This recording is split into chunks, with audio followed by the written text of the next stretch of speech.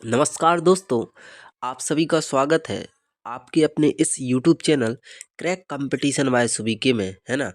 और आज हम आपके लिए काफ़ी धुरंधर क्लास लेने आए हैं, प्रैक्टिस सेट, है ना। वो आप सभी को पता है अपनी एसएससी जीडी की क्लास है ना, चल रही हैं। और उसमें हमने आपको पार्ट 1 से लेकर 25 तक पार्ट डाल दिए हैं, है ना। वो आपको हम पता है कि आप हम पार्ट कब डालते हैं, तो सुबह आपको कितने बजे मिलता है, प्रातः 11 बजे अपने इस चैनल पर पार्ट डल जाता है।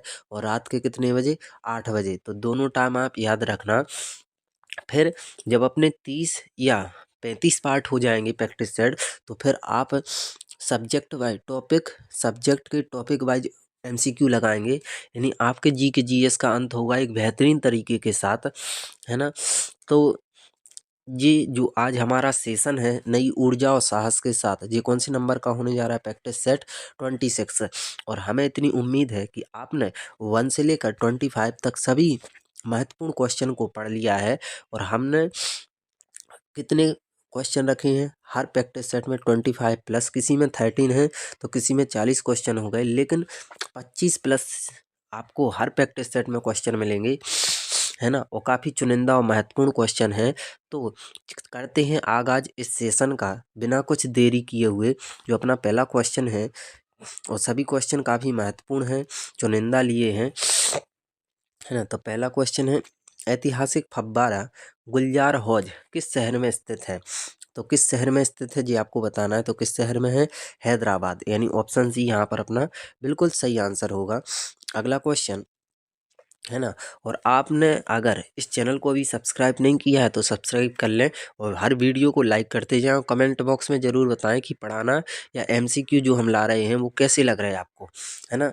कुछ आपको प्रॉफिट हुआ कि ना हुआ, पहले से जाना थोड़ा अंतर हुआ, कुछ ना सीखने से अच्छा है कि कुछ सीख लो तो बेहतर रहेगा। तो क्वेश्चन नंबर सेकंड, पल्लव राजवंश की राजधानी कौन सी थी। तो आपको पता होना चाहिए पल्लव राजवंश की जो राजधानी है जी क्या है, तो जी क्या है, Kanchipuram. Option C is the correct answer. अगला क्वेश्चन, अगला जो क्वेश्चन है, सर्वोच्च न्यायालय के न्यायाधीश के रूप में नियुक्त होने के लिए उच्च न्यायालय में कितने वर्षों तक अभ्यास करना होगा, है ना। तो कितने वर्षों तक अभ्यास करना होगा, 10 वर्षों तक। Option B is the correct answer. अगला क्वेश्चन, धूपगढ़ चोटी किस राज्य में स्थित है, ये आपको बताना है। तो जी सभी जानते हैं धूपगढ़ को चोटी किस राज्य में है, Madhya Pradesh. Option B is the correct answer.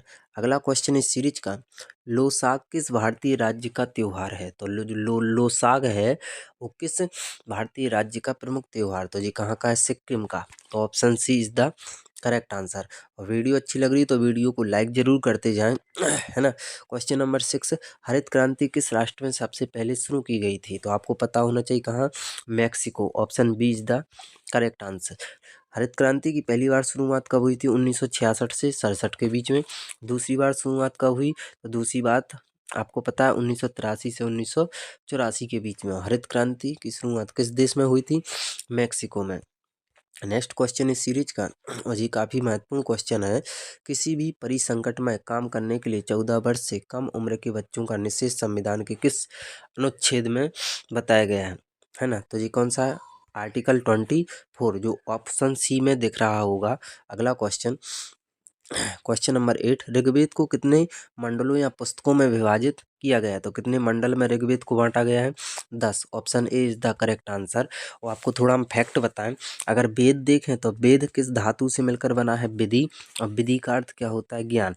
यानी वेद का सीधा सा अर्थ होता है ज्ञान। और वेद कितने हैं, 6। वेदांग कितने हैं, 6। और वेदों की संख्या कितनी है, 4। तो वेद हैं 4 और वेदांग हैं 6। जिसमें से सबसे पुराना वेद कौन सा है, ऋग्वेद। और सबसे बाद का वेद कौन सा है, अथर्ववेद, है ना।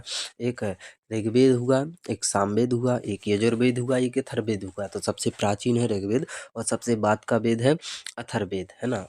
और ऋग्वेद को 10 मंडलों या 10 पुस्तकों में बांटा गया। नेक्स्ट क्वेश्चन, क्वेश्चन नंबर 9, टमाटर में कौन सा अम्ल एसिड मौजूद होता है। तो जी आपको बताना है। तो ऑप्शन डी पर चलते हैं, ऑप्शन डी है ऑक्जेलिक एसिड, है ना। अगला क्वेश्चन इस सीरीज का, वह उद्योगपति की पहचान करें जो वेदांत रिसोर्सेज नामक प्राकृतिक संसाधन कंपनी के संस्थापक हैं। तो वो कौन से हैं जी आपको बताना है। तो कौन है, Anil Agarwal. Option C is the correct answer. Next question की बात करें तो कौन सा जानवर स्तनपायी है। बुलग्राफ, कछुआ, एनालेट की व्हेल। तो इसका जो करेक्ट आंसर होगा वो होगा whale. Option D is the correct answer. अगला क्वेश्चन इस सीरीज का और काफ़ी महत्वपूर्ण क्वेश्चन लिए गए। बैंकिंग शब्दावली में SLR का शाब्दिक अर्थ क्या होता है। तो SLR का पूर्ण रूप होता है statutory liquidity ratio. Option A is the correct answer. अगला क्वेश्चन, मोडसे किस भारतीय राज्य का पारंपरिक नृत्य है। तो जी आपको बताना है। तो मोडसे किस राज्य का पारंपरिक नृत्य है। तो कहाँ का है जी, नागालैंड का, जो आपको दिख रहा होगा ऑप्शन ए में इज द करेक्ट आंसर। अगला क्वेश्चन, क्वेश्चन नंबर 14, रेगिस्तानी क्षेत्र में किस प्रकार की वनस्पति सामान्य रूप से पाई जाती है। तो किस प्रकार की वनस्पति पाई जाती है। तो किस प्रकार की, झाड़ी। Option B is the correct answer. अगला क्वेश्चन, क्वेश्चन नंबर 15, FM रेडियो को पेटेंट किसने कराया था। तो FM रेडियो को पेटेंट कराया था ऑप्शन सी, और ऑप्शन सी में Edwin H Armstrong. Next question, Bharat में GST कब लागू हुआ। तो आपको हमने कई बार बताया GST क्या होता है, गुड्स एंड सर्विस टैक्स, है ना, गुड्स एंड सर्विस टैक्स, वस्तु एवं सेवा कर। और ये भारत में लागू कहाँ कब हुआ था, 1 जुलाई 2017 को। और फ्रांस में जो लागू हुआ था जी आपको बताना है, सबसे पहले किस देश में लागू हुआ था, फ्रांस में। किस देश में लागू हुआ था, फ्रांस में। तो भारत में GST कब लागू हुआ था, 1 जुलाई सन 2017 को। नेक्स्ट क्वेश्चन की बात करें तो अगला जो क्वेश्चन है, क्वेश्चन नंबर 17, भारतीय राष्ट्रीय कांग्रेस की स्थापना किस शहर में हुई थी। तो आपको पता होना चाहिए, भारतीय राष्ट्रीय कांग्रेस की स्थापना हुई थी बम्बई में। Option C is the correct answer. अगला क्वेश्चन, सबसे बड़ा पेयजल जलाशय कहाँ स्थित है। तो जी आपको बताना है सबसे बड़ा पेयजल जलाशय कहाँ है, सऊदी अरब। ऑप्शन ए यहाँ पर अपना सही होगा। अगला क्वेश्चन, क्वेश्चन नंबर 19, श्रीलंका का राष्ट्रीय खेल कौन सा है। वॉलीबॉल, बास्केटबॉल, हॉकी की क्रिकेट। तो श्रीलंका का राष्ट्रीय खेल है volleyball. Option A is the correct answer. आपको क्वेश्चन कैसे लग रहे हैं एक बार कमेंट बॉक्स में ज़रूर बताएं, है ना। अगला question, why I am a Hindu पुस्तक के लेखक कौन है। तो कौन है, तो Shashi Tharoor. Option D is the correct answer. Next question 21, भारतीय पारंपरिक खेल इंसु किनार किस राज्य से संबंधित है। तो जी किस राज्य से संबंधित है खेल, मिजोरम का खेल है। Option C is the correct answer. अगला क्वेश्चन इस सीरीज का काफ़ी इंपॉर्टेंट क्वेश्चन है, द्वितीय विश्व युद्ध में क्रिप्स मिशन भारत आया था। तो कब आया था, आपको पता है प्रथम विश्व युद्ध कब हुआ था, 1914 से लेकर 1918, है ना। और अगर अपन द्वितीय विश्व युद्ध की बात करें तो द्वितीय विश्व हुआ था 1939 से लेकर 1945 तक। और द्वितीय प्रथम विश्व युद्ध 4 साल चला, और द्वितीय विश्व युद्ध देखें तो कितने साल चला, 6 साल। कितने साल चला, 6 साल चला। इसके बाद और कुछ बताएं हम आपको, जो अपना द्वितीय विश्व युद्ध है जो 1939 से 1945 तक चला, और इसमें क्रिप्स मिशन आया था। तो क्रिप्स मिशन कब आया था, 1942 में। Option C is the correct answer. अगला क्वेश्चन इस सीरीज का 23 क्वेश्चन है, नृत्य शैली डोलू कुनीता किस भारतीय राज्य से संबंधित है। जी आपको बताना है। तो जी कहाँ की शैली है, Karnataka. Option D is the correct answer होगा। अगला question, question number second last question है इस सेशन का, संयुक्त राज्य अमेरिका में राज्यपाल के रूप में चुने जाने वाले पहले भारतीय अमेरिकी कौन है। तो कौन है जी आपको बताना है। तो कौन है, ऑप्शन बी, और ऑप्शन बी में है अपना Bobby Jindal is the correct answer. अगला क्वेश्चन है इस सीरीज का, फ्रांस और स्पेन की सीमा पर कौन सा पर्वत स्थित है। तो कौन सा पर्वत स्थित है, पिरीनी पर्वत। Option B is the correct answer, है ना।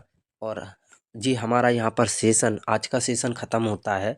तो वीडियो कैसी लगी, तो वीडियो अच्छी लगी हो तो वीडियो को कीजिएगा लाइक और चैनल को कीजिएगा सब्सक्राइब, है ना।